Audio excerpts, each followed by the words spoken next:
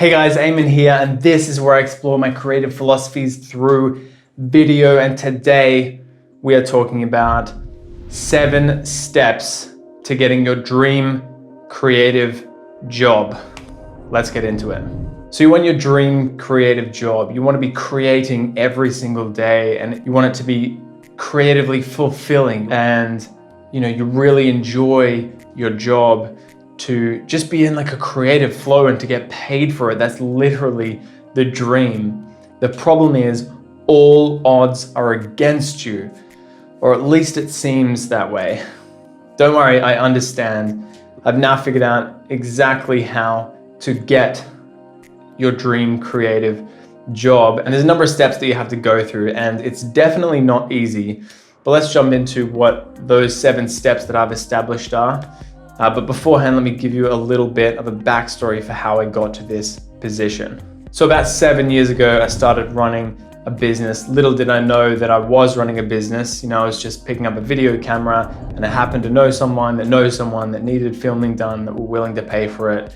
And it all kind of snowballed from there, my business journey. I knew absolutely nothing. I hadn't even read any business books or anything like that. Didn't track anything on spreadsheets or anything like that. I was just a passionate kid with a camera. And I always knew that I wanted to get paid to do something creative. And I'm creative in many different ways. I produce music, I produce videos. So I didn't limit it. I didn't want a particular creative job. I just knew that I wanted a creative job and to get paid to do creatively fulfilling work, right? And so to cut a long story short, I struggled for a long time, having part-time jobs that I absolutely despised, or just having jobs that were okay, but they weren't creatively fulfilling. They were a means to an end.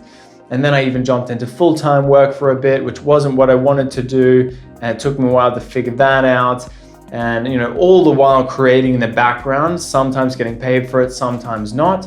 And then after about 5 years of that, and reading endless business books, creative books, self-development books along the way, and podcasts, and starting my own self-development and creativity kind of podcast, I finally went full-time in my own business. Now I did that for about 1.5 years, but because I love traveling quite a bit, and I went away, I'd come back and not have those clients that I had, that I'd built up before I left.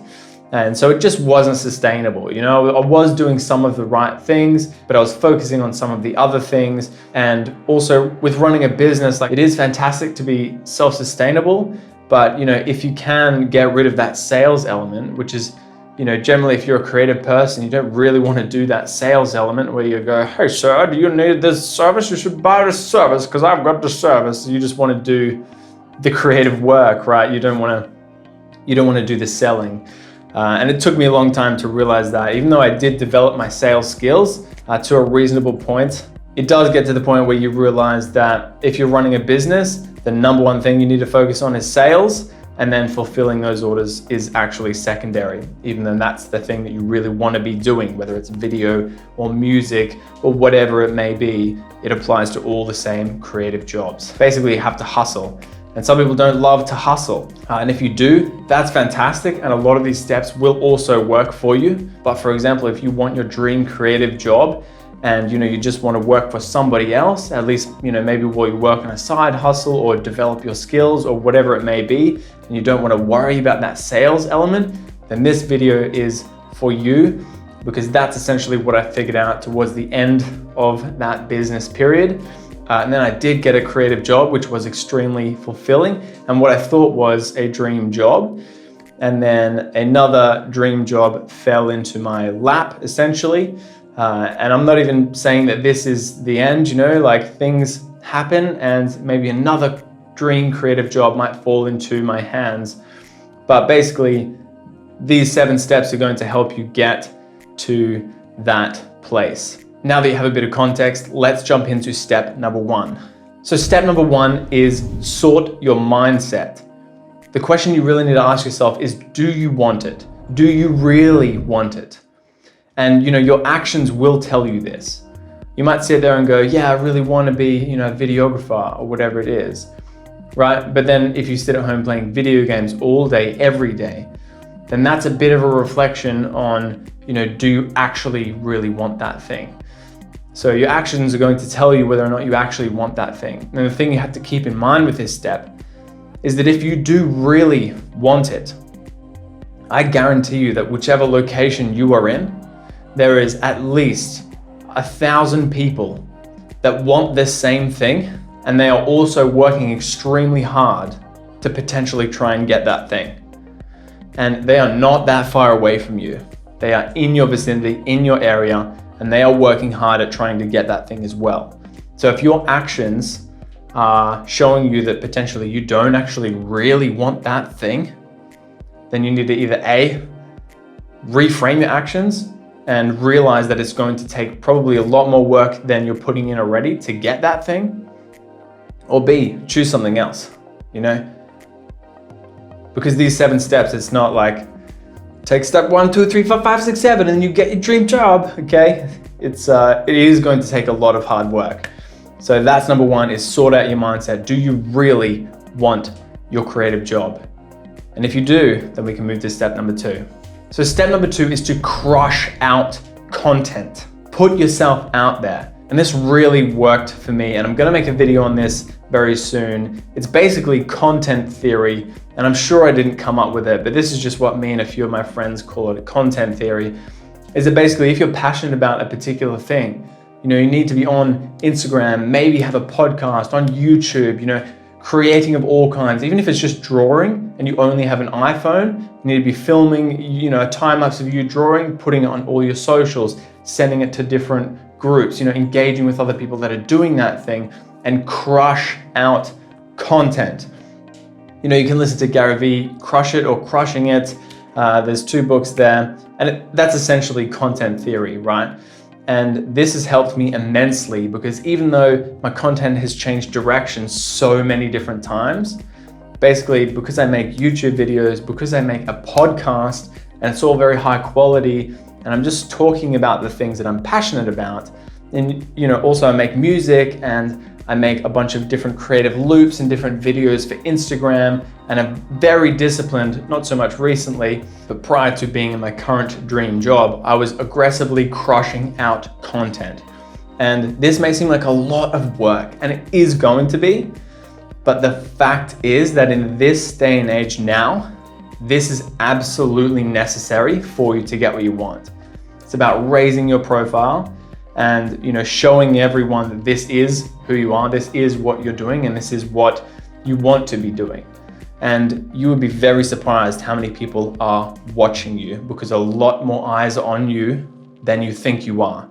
And even if they're not actively looking at what you're doing, they are seeing the things that you are doing, whether it's passively or in the back of their mind or whatever. And then one day, when you've done it for so long and you're putting out so much content, an employer is just going to find their way into your Instagram messages, and you'll have a job, your dream job, in no time at all. And that's literally what happened to me, okay? Anecdotal, obviously, but I'm absolutely certain that step number 2 is crucial in getting your dream creative job. You need to crush out content. And look, while we're here, it's important to note that all of the content you are crushing out to provide value in that content.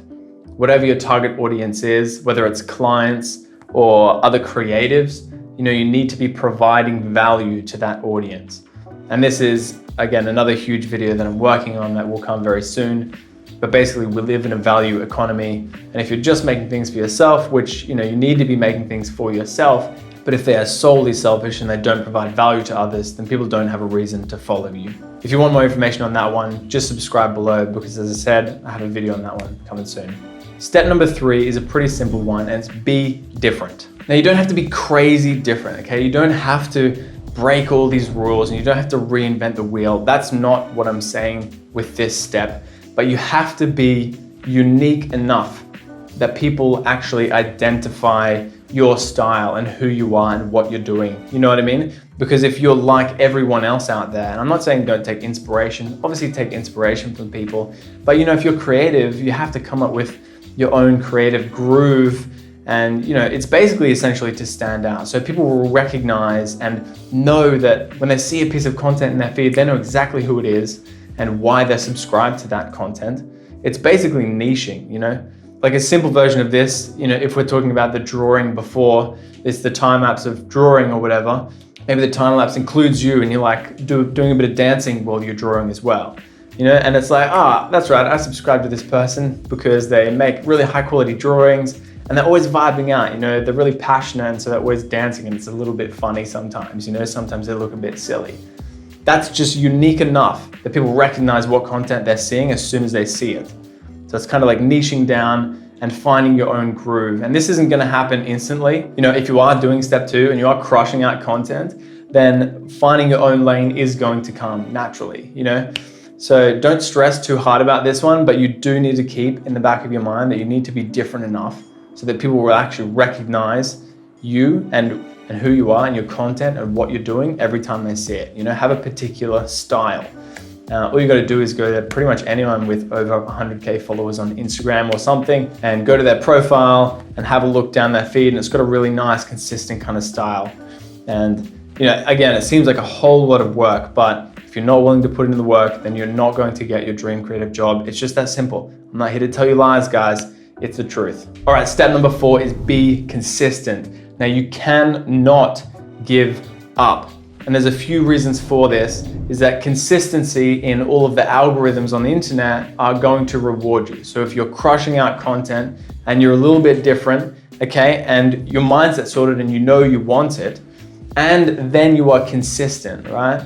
Then you are actually putting it out every single day or every third day, whatever works for you. Yeah, number 1, all the algorithms are going to reward you, all right? They are going to make sure that your content gets seen more organically. And secondly, then when you are seen by more people organically, more people are going to follow you, and more people are going to avidly follow you, become true fans, essentially.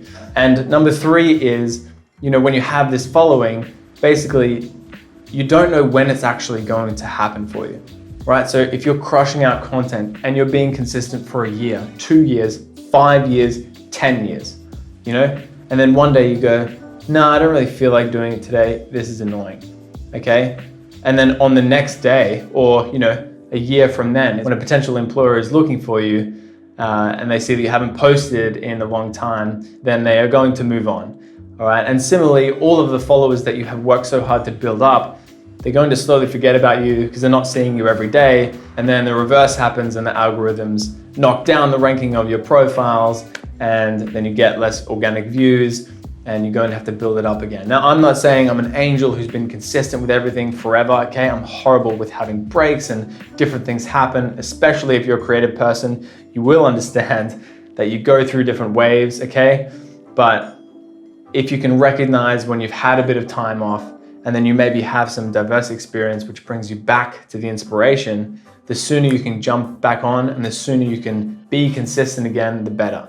So it's not about falling off, it's about when you do fall off, jump back on it as soon as you recognize that you have fallen off, essentially. So in short, being consistent is hugely important. So number 5, and this is a cliche one, and I'm sorry, okay, but it's the truth. You have to believe in yourself, because any shred of self-doubt that comes in and says, you can't really do this. Why are you doing this? This is silly. You need to stop doing this. And then you give up. Again, this goes against all of the previous steps that we've mentioned. It's going to kill everything that you've worked so hard for. So, wherever the potential self-doubt is coming from, you need to recognize it as quickly as possible and eliminate it.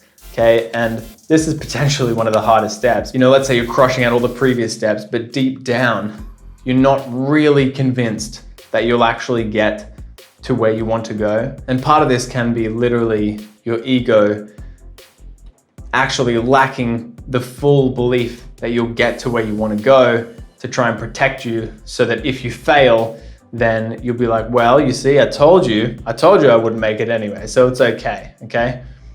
But if you can push past that ego part and fully commit and believe 100% that you can do it, then that's where the magic really happens.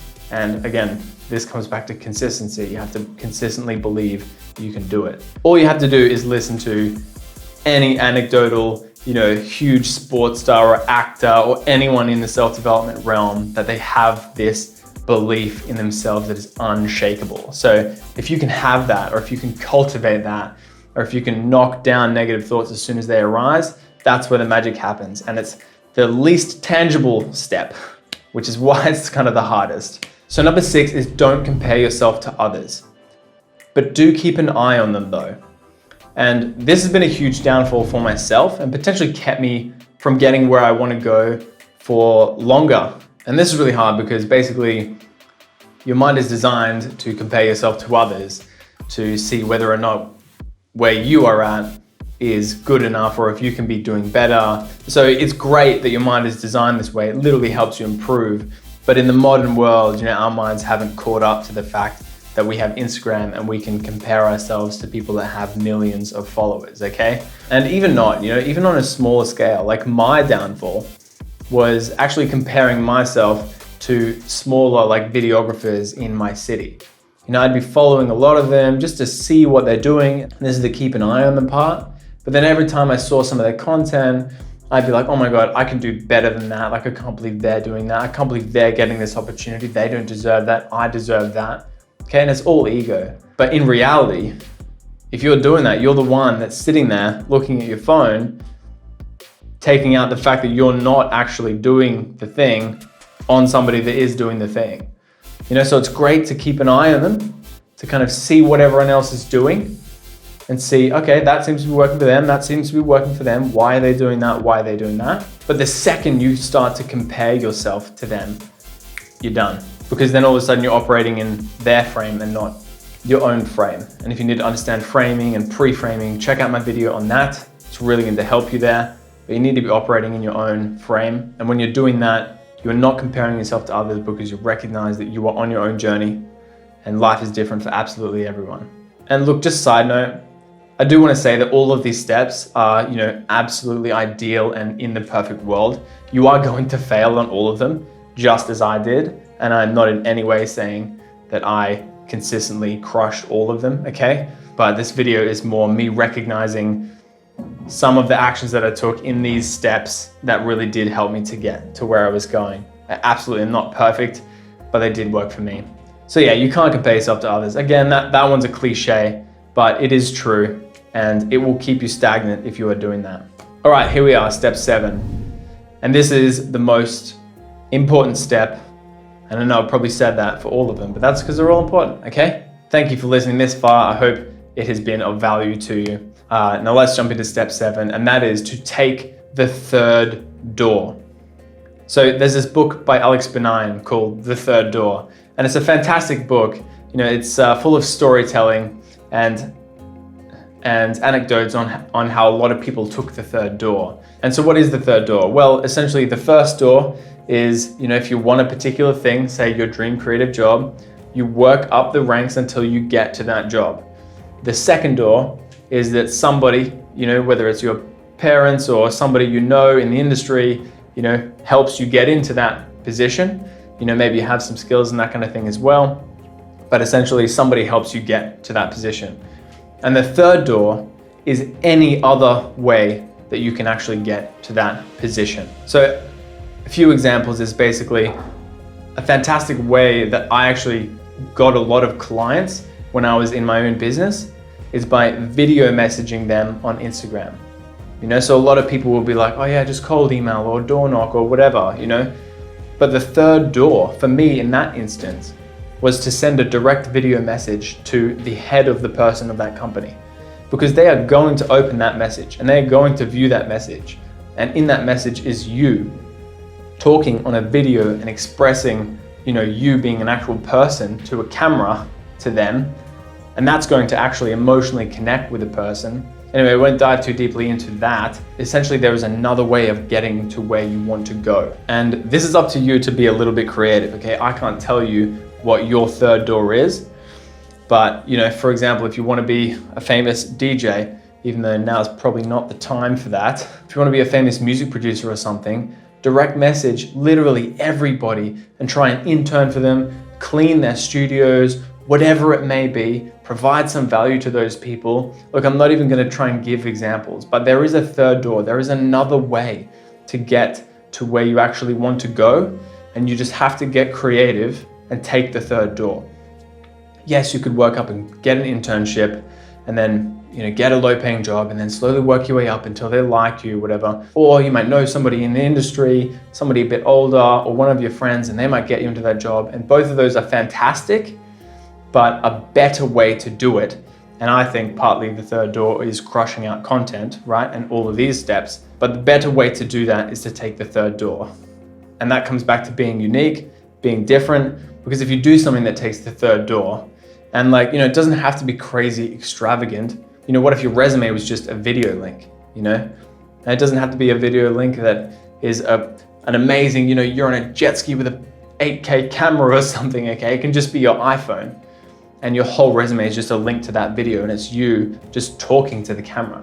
That's an example of taking the third door. Look, I won't dive into this anymore, but basically if you want more context, obviously listen to The Third Door by Alex Benign. It's a fantastic book and it's full of great storytelling as well. I'm sure you'll get some enjoyment out of it and you'll understand the concept a little deeper. But that essentially wraps up all of the steps. So in summary, we've got sort out your mindset. Do you really want it? We've got crush out content. Put out content about the things that you love. We've got be different, okay? You need to actually stand out. We've got be consistent, okay? You need to do it all the time so you can consistently build a following. We've got believe in yourself. Super cliche, but it works. We've got don't compare yourself to others. Also kind of cliche, but it's real, okay? And finally, we've got take the third door, okay?